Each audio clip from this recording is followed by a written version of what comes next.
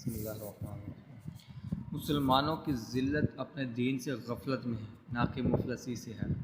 جو لوگوں کی برائی کے لیے اپنا وقت نکالتا ہے وہ بڑا گناہ گار ہے۔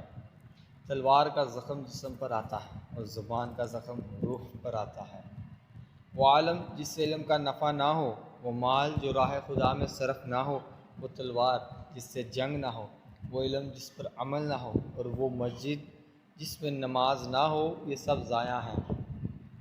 مجھے دنیا میں 3 چیزیں بڑی مرغوب ہیں: تلاوت کلام پاک، بھوکوں کو کھانا کھلانا، اور راہ خدا میں بے دریغ قربانی کرنا۔ حیا کے ساتھ تمام نیکیاں اور بے حیائی کے ساتھ تمام بدیاں وابستہ ہیں۔ جائز ضرورت سے زیادہ طلب بھی شکوہ ہے۔ گناہ کسی نہ کسی صورت میں دل کو بے قرار رکھتا ہے۔ ترغیب دلانے کی نیت سے اعلانیہ صدقہ کرنا خفیہ صدقہ کرنے سے بہتر ہے۔ ہر وہ کام دنیا ہے جس سے آخرت مقصود نہ ہو۔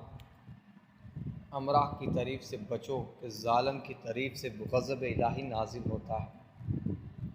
حیرت ہے اس پر جو تقدیر کو برحق جانتا ہے، پھر بھی جاننے والی چیز کا غم کرتا ہے۔ دوسروں کا بوجھ اٹھانا عبدوں کی عبادت سے بڑھ کر ہے۔ جس نے لوگوں کا حق نہ جانا، اس نے خدا کا حق نہ جانا۔ زبان کے درست ہو جانے سے دل بھی درست ہو جاتا ہے۔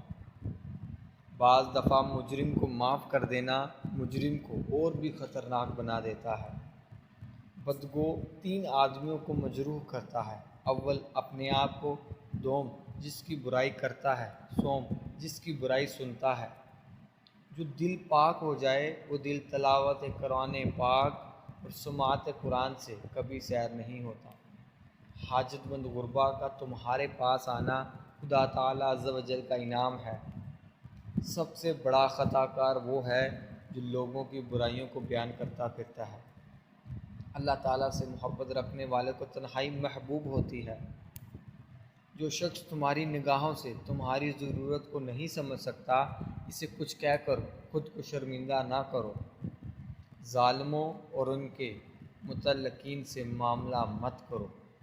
زبان کی لغزش قدموں کی لغزش سے زیادہ خطرناک ہے۔